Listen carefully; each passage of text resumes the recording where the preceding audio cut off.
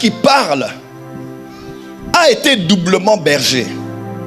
Premièrement, berger des troupeaux de son père, mais il a été aussi berger de la maison d'Israël.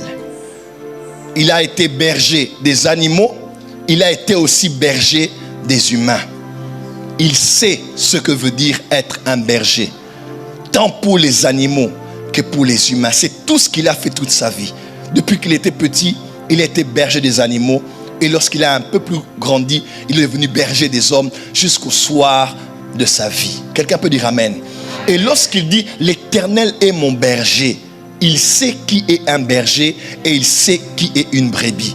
Lorsqu'il dit « l'Éternel est mon berger », il sait ce que veut dire un pâturage, il sait ce que veut dire une houlette, il sait ce que veut dire un bâton, il sait ce que veut dire l'huile dans la vie d'un berger pour la vie des brebis, il sait ce que veut dire les faire passer par la vallée de l'ombre de la mort. Il connaît tous ces lieux, il connaît toutes ces choses parce qu'il est berger depuis qu'il est petit et il est berger jusqu'au soir de sa vie. Est-ce que je peux avancer? Mais ce que j'aime, c'est l'humilité que David a. Il dit l'Éternel est mon berger.